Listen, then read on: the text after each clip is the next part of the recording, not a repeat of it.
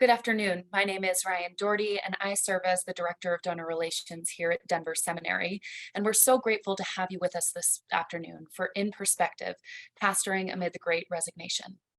Weariness in ministry is not new to the church. In fact, the writer of Hebrews admonishes God's people in chapter 12, verse 3, to consider him who endured such opposition from sinners so that you will not grow weary and lose heart.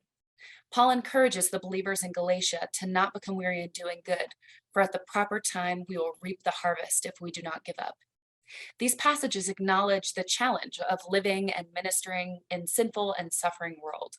And today, our panelists will explore why there has been a trend in leaders leaving their ministries and discuss some antidotes to help people address these challenges in healthy ways that may lead to longevity in ministry.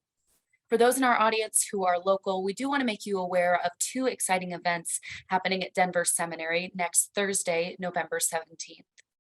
At 5 p.m. in the Denver Seminary Chapel, we will host the Dr. Craig L. Blomberg Endowed Chair of New Testament lecture, Interpretations of Romans 7. We invite you to join Dr. Craig Blomberg and Dr. Joseph Dodson in an engaging debate of biblical interpretations of Romans 7 and the implications for us today.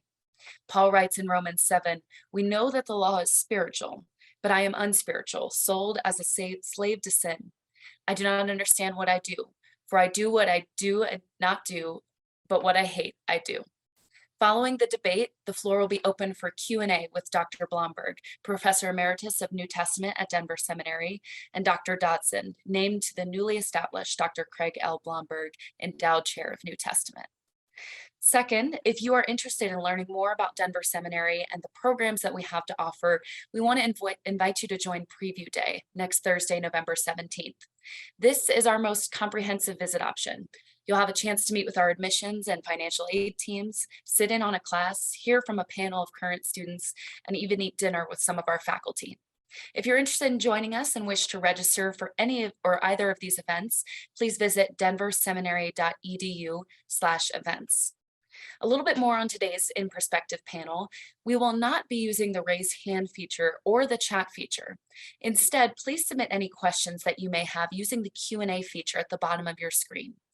You can even use the upvote feature to mark if you have the same question or are interested in hearing a particular question answered. And we apologize that we won't be able to answer all questions, but we will do our best to choose those that are most relevant to our conversation today. We do want to keep the Q&A queue clear, so we will move any items that are not questions off of the list. At this time, I'd like to invite Dr. Scott Wenig and our panelists to turn on their cameras. Dr. Scott Wenig joined the faculty of Denver Seminary in 1994. He serves as professor of applied theology, teaching in the areas of homiletics, church history, leadership, and pastoral ministry. He earned a PhD from the University of Colorado at Boulder, an MDiv from Denver Seminary, and a BS from the University of Colorado at Denver. Dr. Wenig was on the pastoral staff of Bear Valley Church in Colorado for 16 years, and the pastoral staff of Centennial Community Church, also in Colorado, for 8 years. He served as the senior teaching pastor of Aspen Grove Community Church in Colorado for 5 years. He has contributed to a variety of works, including the Dictionary of Christianity America, the Leadership Handbook for Ministry, Leadership Journal, 16th Century Journal, the Journal of Evangelical Homiletic Society, the Journal of Evangelical Theological Society, the Denver Journal, and is the author of Straightening the Altars, a study of the English Reformation. In addition to his teaching responsibilities here at Denver Seminary, he preaches in various local churches along the Front Range of Colorado. Thank you to all of our panelists for joining us, and Dr. Wenig, I'll hand it off to you. Thanks so much, Ryan. Appreciate that very much. Friends, it's my privilege to introduce to all of you our panelists today. I want to start with Kyle Rohane. Kyle is the acquisitions editor at Zondervan Reflective in Grand Rapids, Michigan. He is a former managing editor of CT Pastors, which was under the auspices of Christianity Today International. Kyle is a very accomplished writer. He's had work that has been published in the Washington Post, the Huffington Post, ChristianityToday.com. And Kyle is an outstanding graduate of Denver Seminary, where he earned the Master of Arts in Theology. Kyle, so good to have you. Thank you, Our Scott. second Great to be here. panelist is Dr. Craig Smith. Craig has over 25 years of experience in local church ministry. He currently serves as the lead pastor of Mission Hills Church, which is just to the south of our campus here, where he has been the lead pastor there for going on 7 years. Craig is a terrific leader and outstanding preacher. In his spare time over the last few years, he was able to earn a PhD in New Testament from Bristol University in the UK. Craig, so great to see you, brother. Thanks, Scott. Great to be here. I'm going to jump right in so we can kind of get the discussion going. Given everything that's happened over the last 2.5 to 3 years, I think there's quite a bit of empirical data now. And we all know there's a lot of anecdotal evidence that pastors, church leaders are weary, they're discouraged, they're burned out. A lot of that may have come from COVID and the whole issue of being forced to shut down and stream church or do church on Zoom with nobody in the building. Some of that may have come from all the social and political unrest from the summer of 2020. Some of it may have come, or a lot of it may have come from the presidential election of 2020 and all the controversy over that. I don't really want to beat a dead horse here, but I'm very curious from your own observations, your own interactions with church leaders, your own personal experiences. Is there any one of those that's a big thing that I mentioned? Or is there something that I didn't mention that's caused so much despair, so much frustration, so much discouragement among pastors and parishioners? Kyle, why don't we start with you and let you riff on that a little bit, and then we'll turn it over to Pastor Craig. Sure. So I've done a lot of research on this subject, particularly for an article for Christianity Today, and I've spoken to many, many pastors in different contexts. And the thing that stood out to me was that, I guess to answer your question, Scott, it isn't one big thing as much as it is the compounding elements of the last few years, that there's a cumulative effect from pandemic quarantines, tough to navigate social issues, the other things that we're all aware of that have happened over the last few years. But what really stood out to me was that most of the people I spoke with were willing to get through the pandemic years. They were willing to preach to a camera. It was not their favorite thing to do. Right. It actually took away maybe the thing that they loved most about preaching and pastoring. But what has often sent people into the realm of what I'd call burnout is usually a relational element. Usually it's something about long-term congregants. The thing that I heard more often than I ever expected to was people in our church who've been here for 20 years, 30 years. I baptized their kids, I dedicated their kids. We decided to preach on a particular topic or take a stance regarding masks or whether we were open or closed during the quarantines. And they left, they ghosted us. We didn't hear anything from them, and that relationship was severed. So I think that the moving goalposts of when is everything going to get back to normal built up a lot of weariness and emotional exhaustion. But then the breaking point has often been something to do with the very heart of ministry, why pastors are doing what got into ministry in the first place, which is ministering to people, and these people that they had invested spiritually into for years and years and years. They're becoming some kind of a breaking point there. Yeah, I think that's the big thing right now. That's great. Thanks so much. Yeah. As we all know, a lot of pastoral ministry is just relational in nature. I mean, that's just goes with the calling. Craig, you've been part of a medium-sized church, and then you've been pastoring a very large church the last 6.5 years. Do you want to weigh in on this issue of is there any one thing that you've noticed or that you've encountered or that you've heard from your friends who are pastors about this issue? Yeah, I think culturally, Kyle's right. It's not one thing. It's a perfect storm of a whole bunch of things. If I can speak to the personal issue a little bit, I think something that I realized that made the whole pandemic season so difficult for me, and this resonates or has resonated with a number of pastors that I've talked to around the country, is I realized mid-pandemic how deeply I am invested in pleasing people. Hmm. And in the pandemic, you just couldn't do it. Everybody was unhappy. It didn't matter what your stance was. You could guarantee that a large percentage of your congregation was not going to be happy.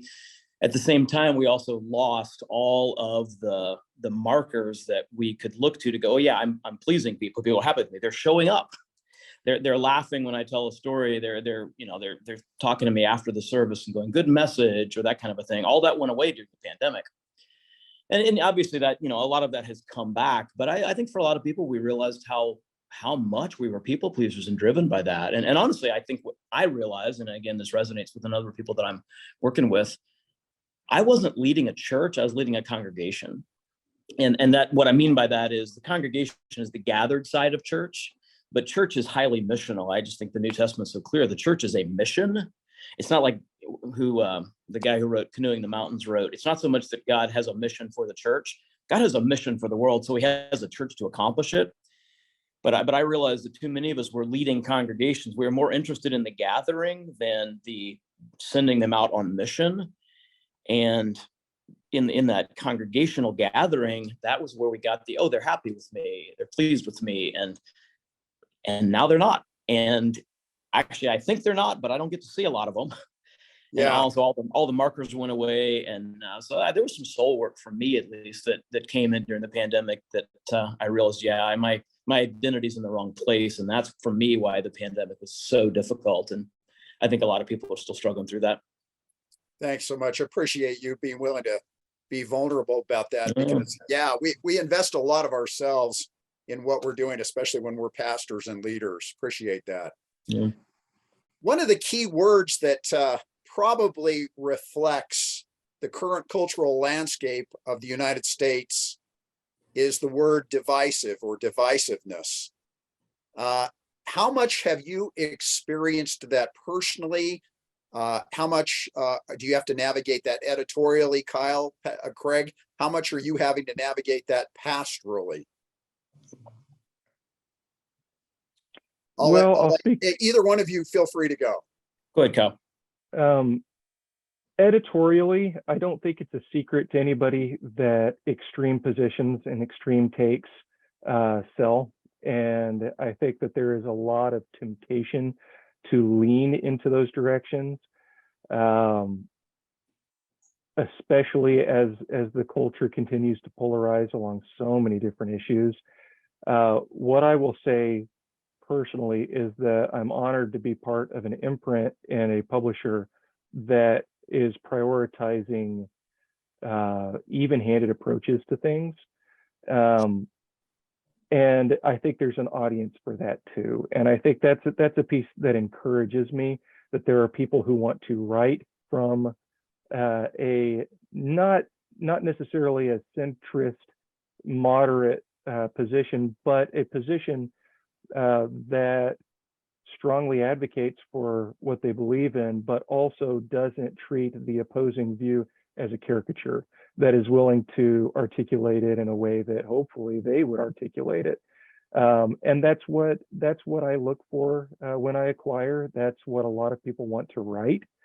So it's encouraging to me that there is a hunger for that and a yearning for that. That said, the extreme viewpoints are going to sell better, and I think that's maybe a confirmation bias thing. It's easier to read something comfortable than uncomfortable. That's kind of my experience, though, broadly culturally speaking. Great, thank you so much, Craig. Please. Yeah, I had a light bulb moment in the midst of all the divisiveness, because there's so many divisive issues, right? It was just a perfect storm, whether it's racial or political or masks or no mask, vaccine, no mask, vaccine.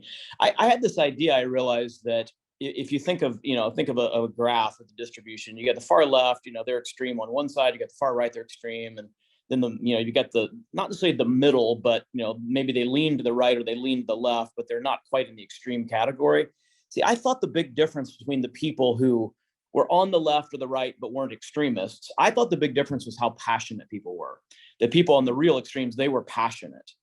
And one of the light bulb moments I had in the midst of the pandemic was what defines the extremist from the left or the right leaning, but not extreme, was not passion, it was recognition of complexity. The extremists don't recognize complexity. They just think this is simple, this is straightforward. And anybody who doesn't think the way I think is just stupid, because this is a very simple issue. You had people who are just as passionate on the left or the right leaning side of things, but they recognize this is complex, that the mask issue, the political issue, the racial issue is not black and white. It is complicated. And what I began to realize was I can work with people who recognize complexity. I appreciate passion. I don't care how passionate you are about any of these issues, but if you'll recognize complexity, we can talk and I can work with you. If you don't recognize complexity, there's really not much I can do, because the reality is in anything I say, you're going to reject. And I think some of that is cultural. I think we're in an era where we're bombarded by so much information. It's overwhelming. And people gravitate towards complexity or away from complexity because it's comforting to be able to embrace something simple. But I just began to realize, there's probably no more than 5% that are really the extreme. Everything is very simple on the right or the left side. And that adds up to 10%. And I began to go, well, what do I do with my first 10% of anything? These are yours, Jesus. So I started learning to tithe my people, those 5% on either side that don't recognize complexity. Jesus, you those are yours. Sorry. And then I'm going to work with these middle who are actually able to recognize complexity. And that was useful for me in that process. Yeah. Craig, let me piggyback off of what you just said. And then Kyle, I want you to weigh in on this as well. Yep. There's a lot of anger, a lot of animosity out there, partly because of the extremes, but also because, as you said, that the issues are complex and we feel out of control. A lot of our listeners are pastors and church leaders, and they have these groups in their churches or in their congregations or in their ministries. How do we navigate that and take the animosity out of these discussions, take the anger out of the discussions so we can engage the complexity? Do you have some suggestions or ideas along those lines? Well, something I found to be useful. Number one is I think it's really important that we not add anger to the conversation. I mean, let's be honest. There were a lot of pastors who picked a side, and they were vitriolic. They're extremely angry, and they got a certain amount of feedback from that was positive, because there were people who felt the same way, and they're so happy their pastor's taking a stand. So I think it's important. One of the things we have to do is just not add to the anger ourselves. We have to speak from a balanced perspective and recognize that Jesus said, by this, everyone will know you're my followers, that you love one another. And it's just very difficult to be angry and loving at the same time. The other thing I realized, though, was that heat distorts light. And that in the moment when everything is hot and everyone's hot and bothered, almost nothing you say is going to be heard right. And I made the mistake of thinking that I could speak in balanced, nuanced ways in the midst of the moment. And I came to realize that's really not possible. I don't care how good a communicator you are, it can't be done. So I would tell my staff and the congregation quite a lot, hey, I understand you want me to deal with this issue, and I will. But heat distorts light. When the heat is off, we'll come back and we'll take a biblical look at some of these issues. But I will not do it in the moment, because no one will hear truth. Great. In other words, pick your spots, so to speak. Yeah, it's not a question of being unwilling to address those issues. I think we have to address those issues. Yeah. It's a question of when you address the issues. And in the moment, you're not really addressing the issue. You're inviting misunderstanding and usually anger. Yeah, or reacting. Yeah. So I think we need to, honestly, another thing I think we need to do is I think we need to start getting our people ready to deal with these divisive issues before they happen. We stumbled into this one. It was just by the grace of God. The summer before the pandemic hit, we did a series on Proverbs, and it was all series on.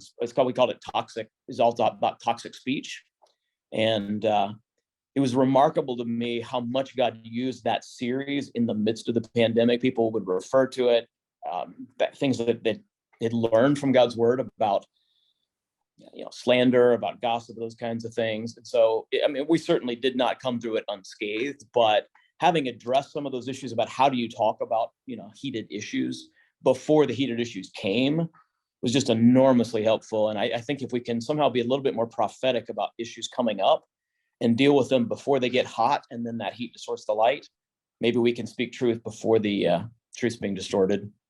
Great, thank you. Kyle, please weigh in on this.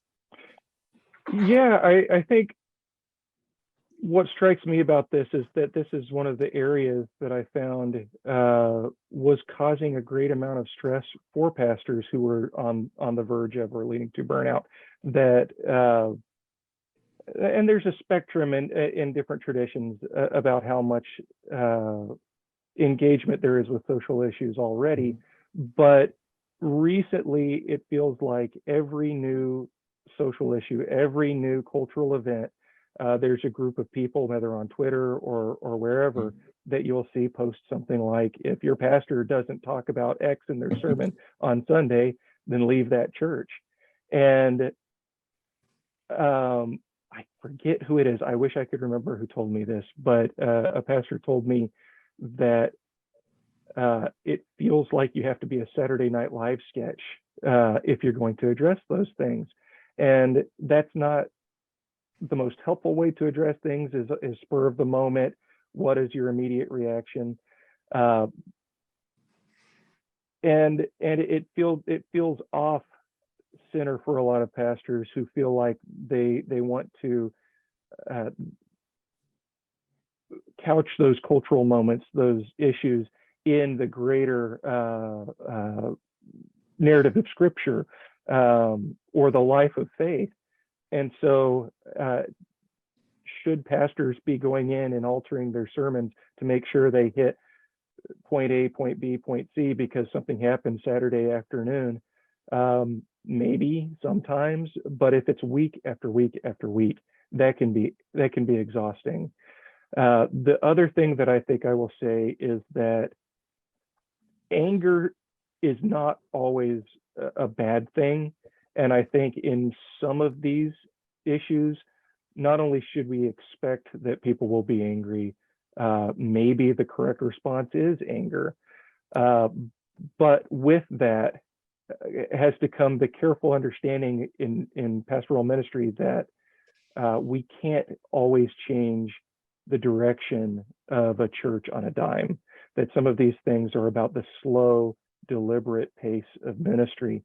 And I know many pastors who maybe in their earlier years got in to ministry and started with a congregation and thought, okay, I have this vision. Maybe it's a new ministry style. Maybe it's a new way of doing church. Maybe it's a cultural issue or a social issue that they thought was very important for this congregation to address. And they thought, okay, 7 months from now, we are going to be heading in this direction. And what ended up happening was, however many years later it took to convince the congregation that this was something worth addressing to begin with.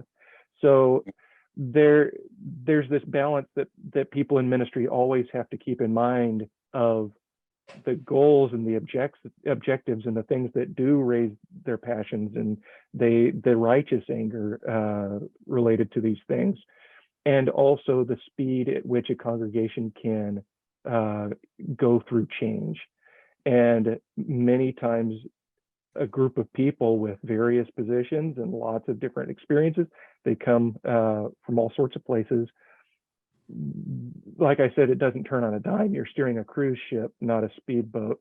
And I think that there's some frustration that comes with the speed of navigation that can be very frustrating in moments where the culture feels like it's changing faster than a local church congregation can. Yeah, that's a great point. Let me dial back just a little bit to talk about something we're all very aware of. One of the key elements that has led to anger and exasperation, frustration, and divisiveness is the use of social media. Social media is not going away. How have you helped people learn to navigate social media or use social media in a productive Christian way in an era of cultural division? Well, it comes home in my profession because when we do work with authors, one of the expectations is that they will be involved at some level in promotion of their book. And I know that there are a lot of caricatures of platform and book promotion where they believe there's an expectation that you're going to have thousands and thousands of Twitter followers, things like that. I don't think that that's always the case or necessary. Right. But there needs to be some engagement there, and that author after author has struggled with that because they don't want to be self-promotional or live in that space that does seem to be caustic much of the time. And I wish that you could hear from our marketer, Alexis, because she has a degree in marketing as creating spaces of hospitality. And that is, I think, a very productive way that you can engage it. And you don't think about it as promotion or self-promotion, but that it's a forum where you can interact with a large number of people and a lot of ideas. Now, I don't always think that it's the most productive place to do that, but you can host conversation there in a way that people have never been able to do that before. For book sales, I think that it ends up being a much healthier thing than buy my book, buy my book, buy my book. Personally, I'm on social media, but I engage it very infrequently. And I post pictures of my kids for family and friends, and that's almost it. But that's more of a personality thing where I find it generates a lot of anxiety for me to think that every single word that I'm posting is being highly scrutinized by people I've never met before. But all of that to say, Twitter, Facebook, wherever, they all come with their own difficulties and issues. I think there are healthy ways of engaging it. But if you are a pastor and your approach to sermon writing, your engagement with your congregation is based more on what you're seeing and reading and the conversations you're having on Twitter than the people in your proximity, in your local congregation, I think that's a temptation we all feel. That is an artificial picture diagram of how people feel about things, and it may not represent how where your congregation is. So it's just something worth keeping in mind. Great. Thanks so much. Craig, you're the pastor of a very large church. You have a big profile. How do you navigate social media, and how do you instruct people at Mission Hills Church to use or navigate social media? I think a little bit, maybe like Kyle. I actually use social media myself in very sparing ways. When I do comment on cultural issues, and that's rare, I should say, but when I do, I always try to make sure that I'm modeling the idea that it's seasoned with grace. I love the way towards the end of Colossians, Paul talks about making sure that our speech is always seasoned with grace. And so we say, grace is what makes the truth tasty. Speak the truth, but season it with grace so that it's actually edible. So when I do comment on issues, and again, that's rare, I just try to model that. In preaching, one of the things that we talk about a lot, though, at Mission Hills is just that we do need to make the truth tasty, and we season it with grace. We talk about what that looks like, and I just am constantly throwing in. So that includes social media. Social media is a form of speech. I think what happens in social media is because it's odd communication, it's disembodied communication. Yeah. And because of that, people, it's certainly not a new observation. People say things on social media they would never say in person. Somehow that disembodied realm somehow becomes a dismoral or a disethical or somehow a dischristian realm. And people would say things that just don't reflect who they are as followers of Jesus. So I'm just constantly, when I'm giving examples, you're talking to a neighbor, you're talking to a coworker, you're talking to your spouse, or you're on social media because, hey, that's actually speech too. I'm just constantly reminding them in all those contexts that grace is what makes the truth tasty. And feel free to speak your heart on issues, but season it thoroughly with grace. Super. Thanks so much. That was great. Ryan, do you want to come on and give us a question from the audience here, or a couple of questions that Craig and Kyle can weigh in on, please? Absolutely. We encourage our participants to join us in our question and answer so that our panelists can address any questions or concerns that you may have about the Great Resignation. The one question that we have right now is, how does the Great Resignation contribute or speak to the overall health of church in the United States?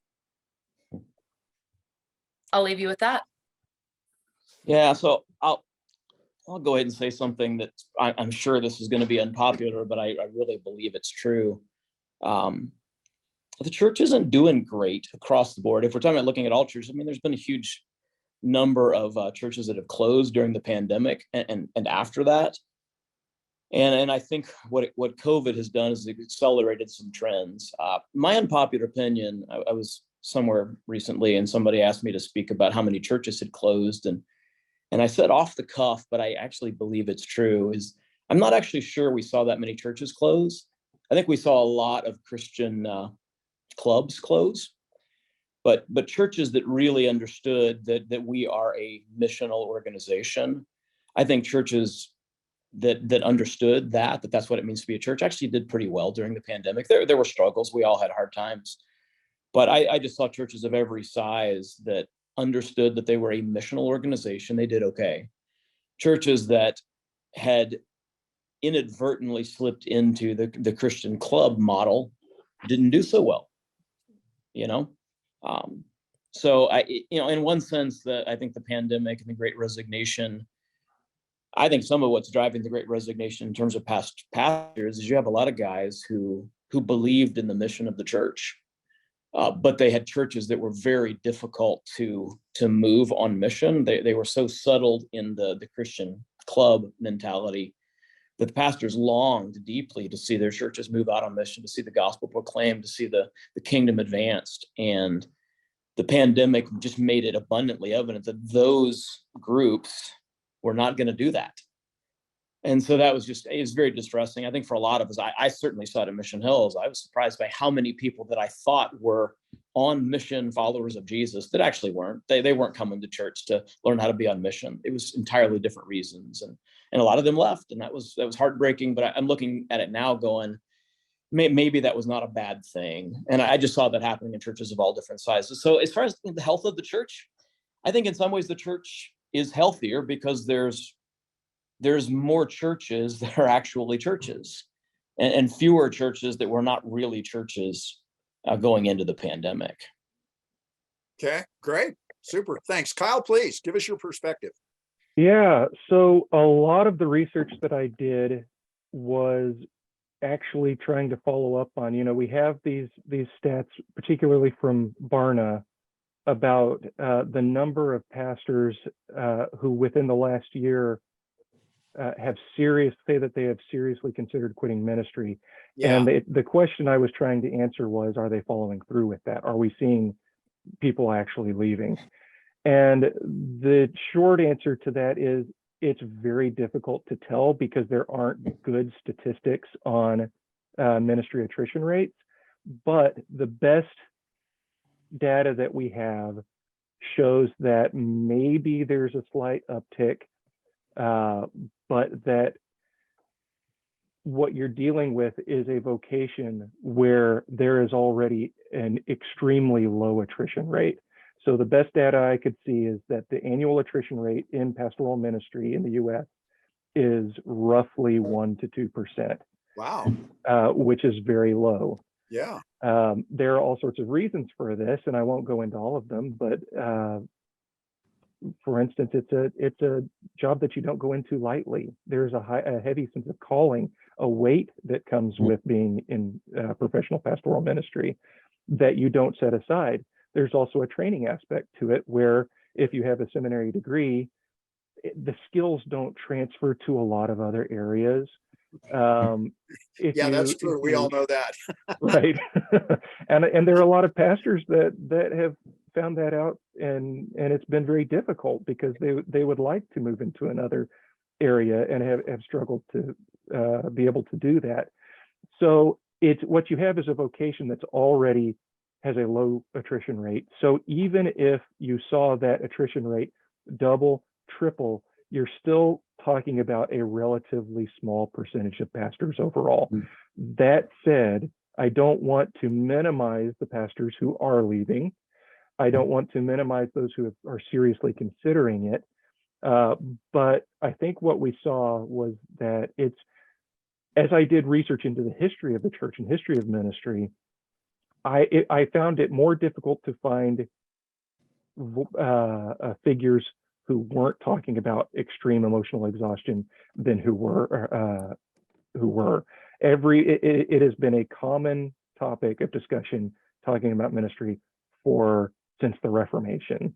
And I think about Eugene Peterson said that he seriously considered quitting ministry at 3 separate times in his ministry career, where he was ready to walk out the door. Obviously, he didn't for different reasons.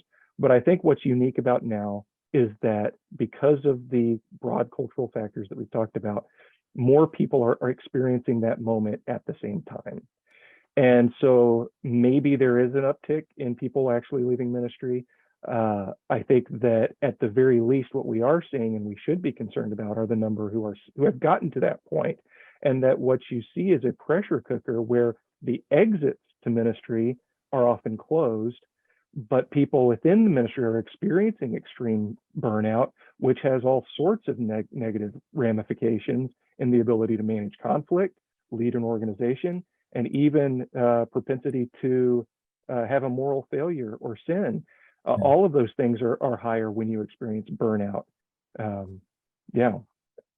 Yeah, let me piggyback off of what you just said. I mean, we all know this in ministry, whether you're doing parachurch ministry or local church ministry, a lot of times you're running from meeting to meeting, task to task, engaging people with all the emotional dynamics we've talked about.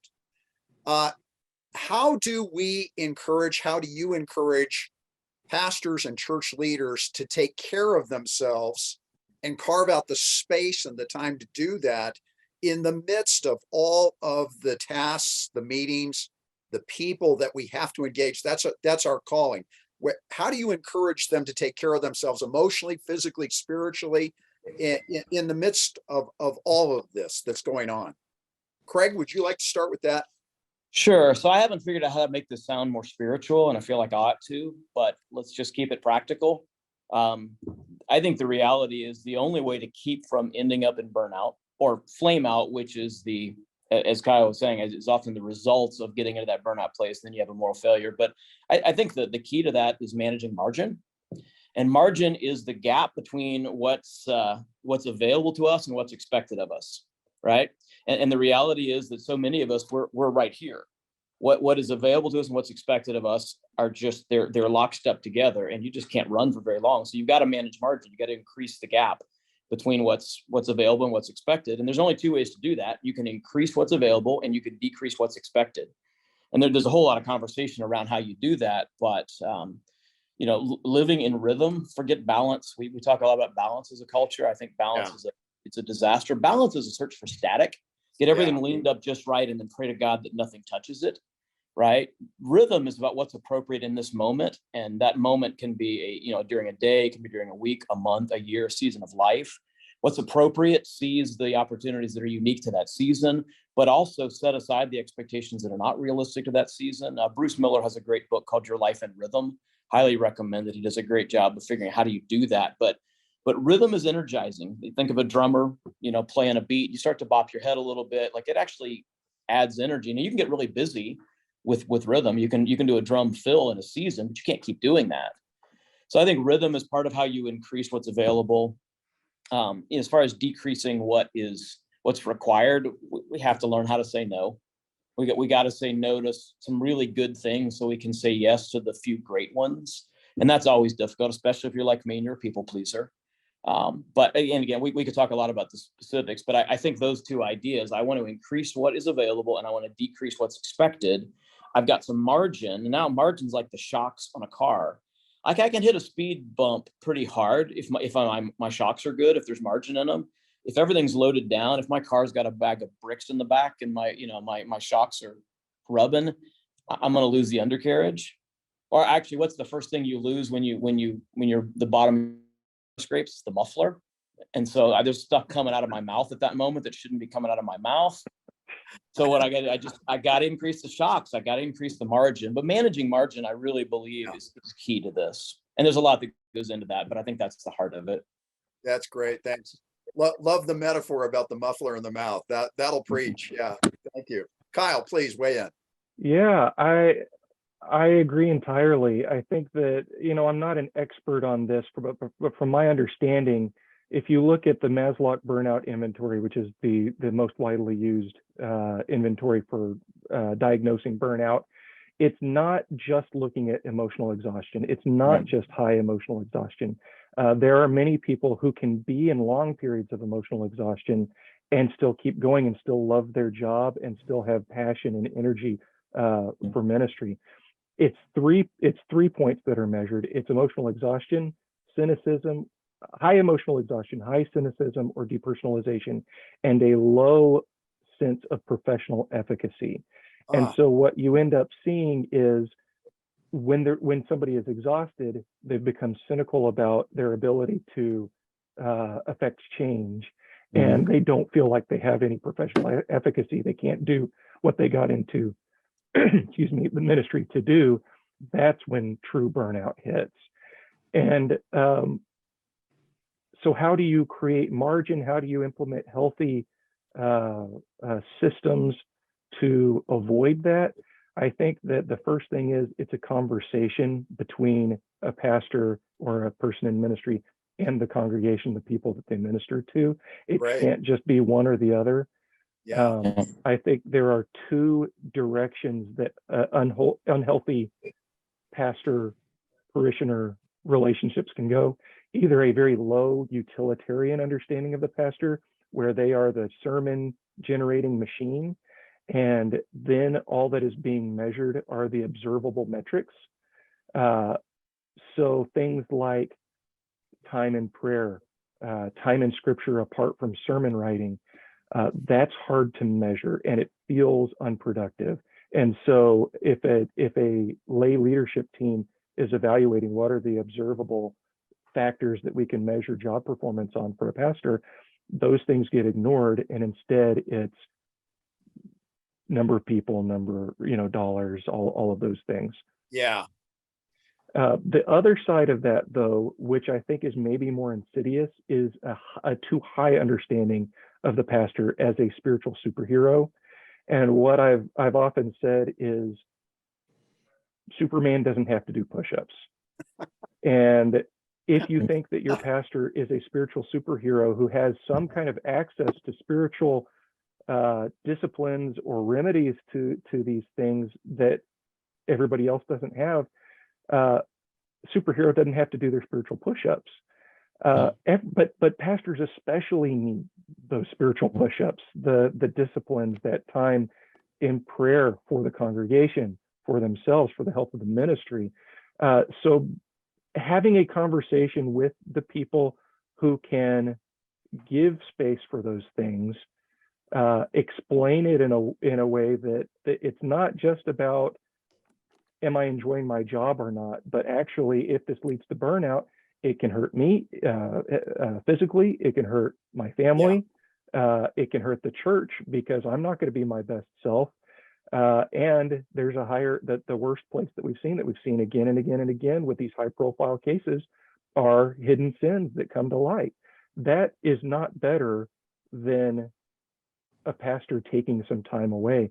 And this may not be a popular thing to say, but I think that a pastor, there's so much concern right now about the great resignation in ministry.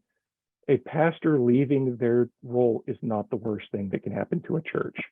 A pastor leading through a faith crisis, a pastor leading through deep hidden sin, that's, in my opinion, much more damaging. And if what it takes is an extended sabbatical or time away from ministry, then I think that those are things we need to seriously consider. The good news is I'm hearing most of the pastors I'm hearing who have gone to their congregation and asked for a sabbatical or an extended period of leave are either being allowed that, or they're saying right now we can't, things are really tough right now, but let's get it on the calendar. And sometimes that's the only what it takes to help a pastor just get to that next season. And I'll stop after this, but one of the most interesting tweets that I saw from someone, I don't remember who it was, they said, I was convinced that I was experiencing burnout and I could not pastor another day. And I was granted a sabbatical, and it turns out what I needed was a month-long sabbatical, and I was energized and excited about ministry again. And that's what I needed, not leaving altogether. Right. Those are really, really, really good words. Thanks so much, both of you. Ryan, yeah, I was just going to ask you, can you address a question from our audience again at this point? Because we want to, make sure we're trying to engage them as well. Absolutely. I think this is the last question that we may have time for. Okay. But how can we as a church, as a seminary, as a ministry, anticipate this burnout and crisis for future church leaders? And once we address that question, I would love for each of you all to close out our time by providing a word of encouragement for those who are experiencing weariness in their ministry. So I'll repeat my first question. How can we as a church, as a seminary, as a ministry, anticipate burnout and crisis for future church leaders? And then second to that, please provide a word of encouragement for those experiencing this weariness. Kyle, you want to start? And then we'll go up to Craig, please. Yeah, I think it involves what I said earlier, that there's a dialogue between people in ministry and the people they're ministering to. If there is no communication there, then there is going to be no awareness. And often pastors feel like they're so busy getting to the next day, getting the next thing done, getting the next sermon written. It can be difficult to take a step back and go, wait a minute, I've become emotionally or detached, decoupled from the ministry. So having a trusted person or group of people that perhaps are representative of the congregation or leaders in the congregation who you regularly check in on, and they ask you, how are you doing? What is your level of emotional exhaustion? Do you feel like you're having a good influence in the ministry? And that dialogue often can raise early signs that there might be a problem.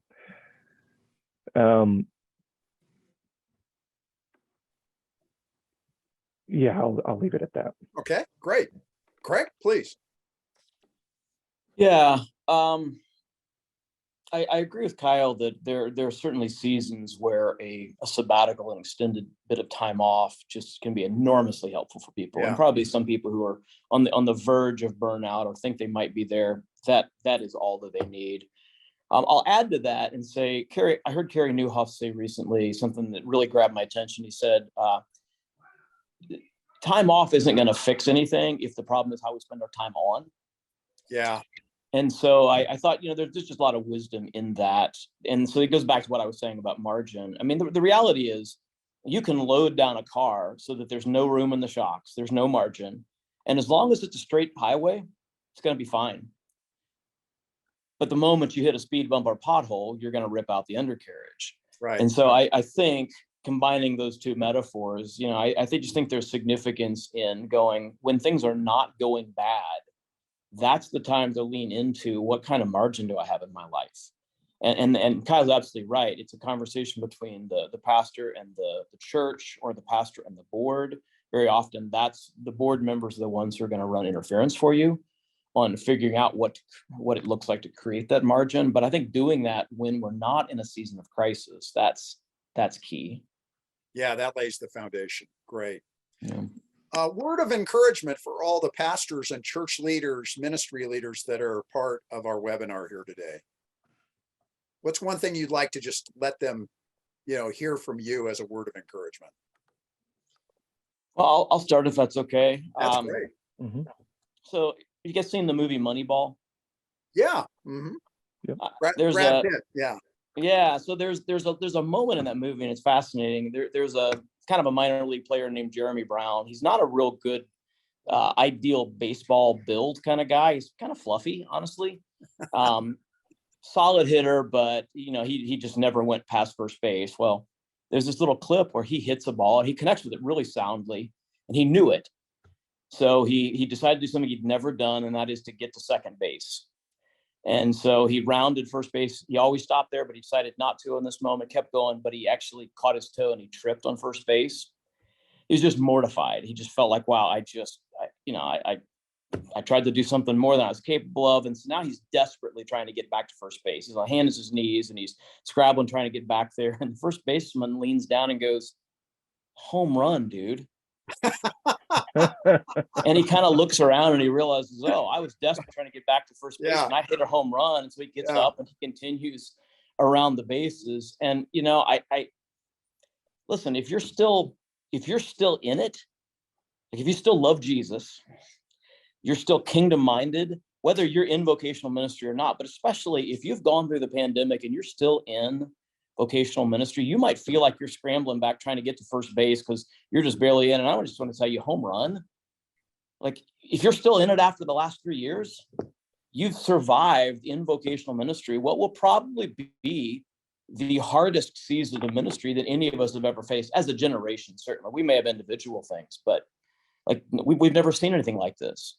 You might feel like you're on your hands and knees and you just barely holding on, and you're just trying to get back to first base. And I just think Jesus is telling you, dude, home run, get up and keep going.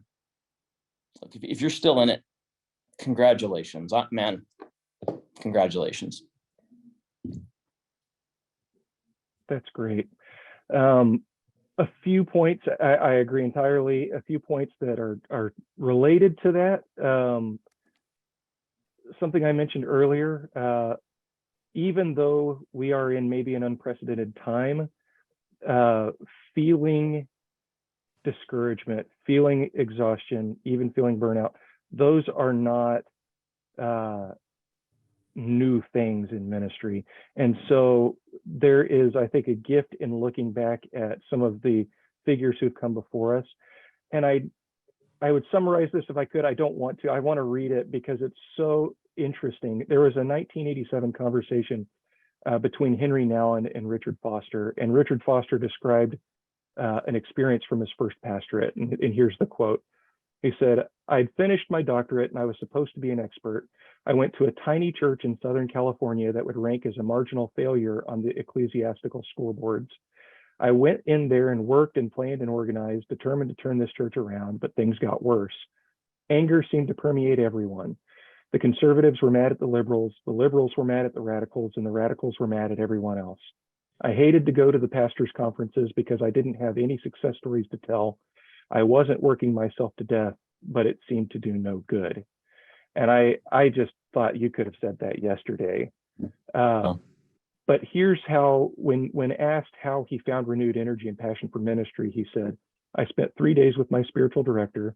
Toward the end of that time, he said, 'Dick, you have to decide whether you are going to be a minister of this church or a minister of Christ.' And that was a turning point. Until then, I had allowed other people's and my own expectations to manipulate me."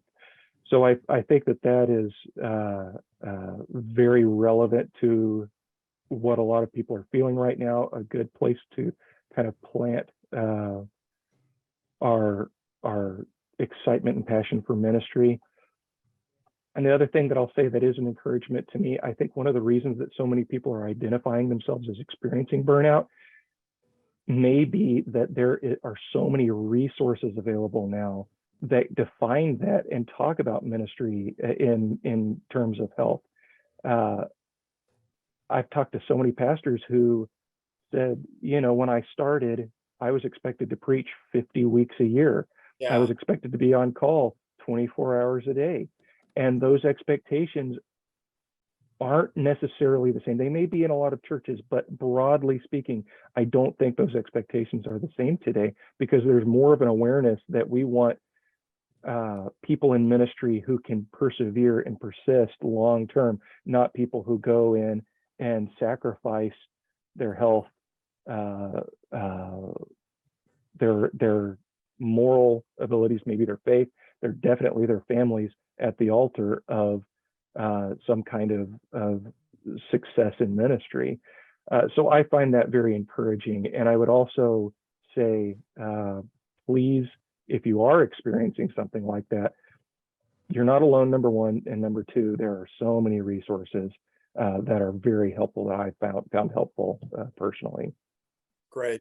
Sorry, I think I got cut off here a moment ago, but before we wrap up, I'd like to hear from each of you for the benefit of our webinar participants, something you're doing right now in your own ministry, whether it's writing, preaching, leading, whatever it is, and tell us how we can get in touch with you. So Kyle, why don't you start, and then we'll go to Craig.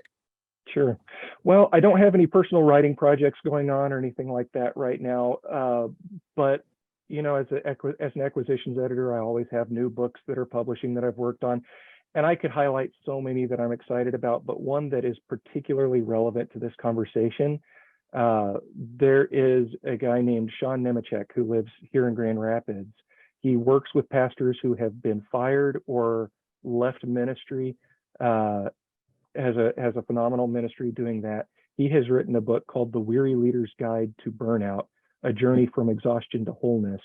And it is really a comprehensive thing of diagnosis. Am I in burnout?